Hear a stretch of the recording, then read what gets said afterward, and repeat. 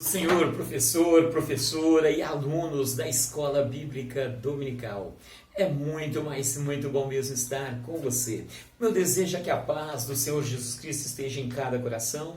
Eu sou o presbítero Daniel Vitor, estou como coordenador pedagógico no Capé de Franca e estou aqui para um breve comentário da lição de número 2 da Revista dos Adolescentes. Estamos no segundo trimestre de 2020 e essa lição de hoje traz como tema: há algo errado com a família? Esse tema é um tema bastante importante. Vamos analisar se existe algo errado com a família e o que é que está acontecendo com a família.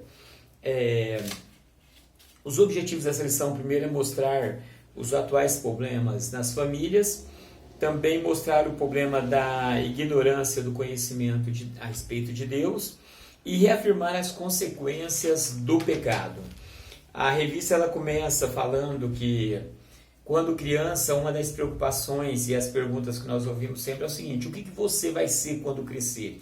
Mas é importante que nós possamos pensar, ainda na adolescência, como que nós queremos que seja a nossa família. Como que vai ser a nossa família quando você, adolescente, se tornar um pai de família? Como que vai ser a sua família? Então isso é importante refletir. Que família que eu quero formar? Será que é o modelo da minha? Será que a minha é um modelo bom? Ou será que eu posso ter uma família melhor do que a que eu tenho hoje? Porque muitos dos nossos adolescentes, quem sabe você que está me ouvindo agora, vive de repente numa família conturbada, com vários problemas. Aqui eu não quero dizer que exista família que não tenha problema. Todas as famílias têm problemas, mas eu estou falando aqui de coisas mais graves, coisas mais sérias, coisas mais preocupantes. Então, nesse primeiro ponto aqui na introdução, é importante refletir que família que os nossos adolescentes pretendem ter no dia de amanhã. Então, a família que o nosso adolescente quer ter amanhã, é importante que ele comece já a pensar nela hoje, se preparando através dos estudos, através de um bom condicionamento psicológico, através de uma observação dos seus atos. Então, tudo isso é importante que o adolescente faça desde hoje, para que ele possa ter uma família bem estruturada lá na frente. O que está acontecendo com a família? Nós vemos aqui na página 14 da revista dizendo que na sociedade em que vivemos, as famílias estão cada vez mais fragmentadas e não é difícil identificarmos famílias em que não há mais respeito e amor mútuo. Até mesmo dentro da igreja, isso acontece. Então, irmãos, nós vivemos dias de muitas famílias fragmentadas, muitos problemas, muitas brigas dentro da família. E isso tem trazido problemas sérios. Nós vemos no dia a dia do nosso trabalho famílias com problemas seríssimos. Então, mas o que está acontecendo com a família? Nós vemos que até mesmo dentro das famílias evangélicas tem muitos problemas, muitas coisas sérias, muitas coisas graves acontecendo. Faltando o respeito, o amor, muitas coisas. E aqui a revista ela continua falando o seguinte, que a família funciona bem quando os seus membros cooperam entre si. Então, primeiro ponto, para que a família funcione bem, é importante que os seus membros cooperem entre si. Nós vamos ver Efésios, capítulo 5, que ali comenta um pouco sobre isso, sobre como que o esposo deve tratar a esposa, como o pai deve tratar o filho, como que o filho deve tratar o pai. Então, tudo isso são coisas que nós devemos trabalhar com a família, essa coisa de cooperar um com o outro.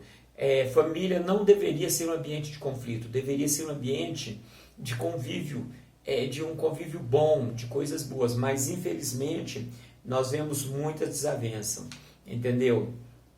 E quando a família, aqui a revista diz o seguinte: quando os membros cooperam entre si e empregam o amor de Deus de maneira abundante, quando isso acontece, quando isso não acontece, aí começa, quando a família, os seus membros não cooperam entre si, começa a acontecer coisas ruins dentro da família. Por quê? Porque o filho acha que é dono do nariz, quer mandar, o pai acha que é só ele que manda também, a mãe às vezes acha, quer dizer, cada um puxa para o seu lado e não trabalha em conjunto. Quando isso acontece, a família começa a ter problemas sérios. Então, aqui é um ponto que nós podemos meditar com os nossos alunos e que você, adolescente, pode também refletir o seguinte: como que você tem feito na sua família? Você tem cooperado para o bem ou você tem sido uma das causas das desavenças e das discórdias dentro da sua família? Então esse ponto é importante de refletir. Agora no segundo ponto vai mostrar, mas por que isso está acontecendo? Não tem nada a ver, não pode ser tão ruim assim. Será? Frequentemente, o que desejamos para nós não está de acordo com a vontade de Deus. Uma coisa que é muito comum, irmãos, perceber em todos nós, que é muito mais fácil nós querer aquilo que não agrada a Deus do que o que agrada a Deus. Muitas das vezes nós temos a tendência de procurar ir por caminhos que não agradam a Deus. Assim como lá no Jardim do Éden, o casal foi ao contrário do que Deus havia ordenado, nós temos essa tendência de fazer aquilo que não agrada a Deus. E muitas das vezes vem aquela coisa, o nosso adolescente, ou até nós mesmos adultos, pensar, mas isso não tem importância, isso não faz mal. Mas será que realmente não faz mal? Porque, afinal de contas, o que queremos não faz mal a ninguém, pois qual é o problema de buscarmos a nossa felicidade? Essa coisa de buscar a nossa felicidade é um problema bastante sério. Por quê? Porque muitas pessoas se preocupam simplesmente com a sua felicidade, não preocupam com o outro. Quando isso acontece dentro da família, é um problema sério. Quando isso acontece na sociedade, também é um problema sério. E muitas das vezes a pessoa fala, mas o que tem a ver? Eu só estou buscando a minha felicidade. Isso não é problema, porque eu só estou buscando a minha felicidade. Então, o que tem a ver isso? Mas nós vamos analisar que nem tudo que me faz bem, nem tudo que me faz feliz é coisa boa. Eu me lembro que há um tempo atrás, lá no CAPED mesmo, alguém comentou sobre uma frase e eu gravei essa frase, que diz o seguinte: tudo que te faz feliz não é pecado. E infelizmente muitas pessoas sentem por esse caminho, mas isso aí não está me deixando triste, isso está me fazendo feliz, então isso não é pecado. E muitas das vezes vamos por esse caminho. Nós vamos ver aqui em Mateus 15, nós vemos que o coração é algo perigoso. E nós muitas das vezes queremos seguir o nosso coração. Mas muitas das vezes o coração ele nos leva por caminhos tortuosos. A Bíblia fala que o coração ele é enganoso. E então devemos tomar bastante cuidado, principalmente você adolescente. Tome muito cuidado quando você andar pelos caminhos do seu coração. O rei Salomão, o grande rei Salomão, ele escreveu certa feita, aconselhando ao jovem, que tudo que ele tivesse vontade ele devia fazer, que ele devia andar no caminho do seu coração. Só que ele devia saber que tudo que ele fizesse, Deus traria juízo. Então é muito importante você saber o seguinte, que quando você anda no caminho do seu coração, você pode ter momentos felizes, mas pode ter uma eternidade toda pagando o preço. E muitas das vezes você paga o preço aqui na terra mesmo. Quantos adolescentes, quantos que quando adolescente começaram a fazer os seus próprios desejos, fazer de qualquer maneira, entrar nos vícios, a promiscuidade, e várias coisas que não agradavam a Deus, e hoje formaram famílias arrebentadas por causa daquilo que ele semeou. Então, muito cuidado com o que você está semeando na sua adolescência. Semeie coisas boas, para que lá na frente você possa colher coisas boas. Tudo aquilo que nos faz caminhar ao contrário da vontade de Deus é pecado. Tudo aquilo que faz com que a gente ande no oposto daquilo que Deus quer é pecado. Tanto é que a palavra pecado significa errar o alvo. Quer dizer, você errou o alvo, a direção era aquela, você foi noutra.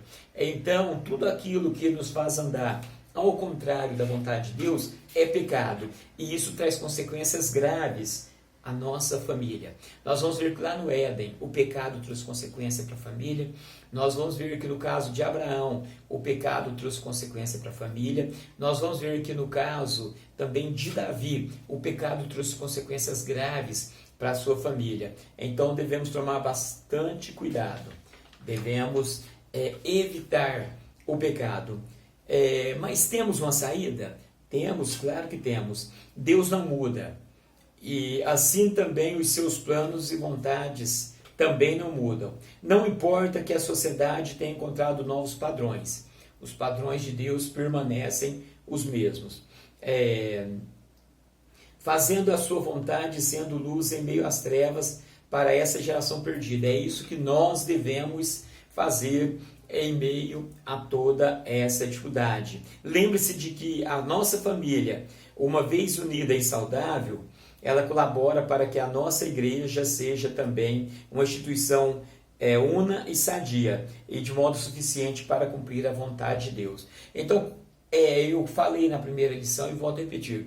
Se a família está bem, a igreja está bem. Se a igreja está bem, a sociedade está bem. Então percebam como que é muito importante que a família esteja bem. A cada escolha que faz a família ser unida ou dividida, prestaremos contas a Deus. Então cada escolha que nós fazemos, que une ou separa a família, nós vamos prestar conta a Deus, tanto daquilo de bom como daquilo de ruim que nós temos semeado. Então devemos pedir sempre a graça de Deus, saber que o nosso Deus, ele não mudou. O nosso Deus permanece o mesmo. Nós vemos que culturas mudam, a sociedade muda, o ser humano muda, mas o nosso Deus é o mesmo. E o princípio que ele tem para a nossa família permanece o mesmo princípio.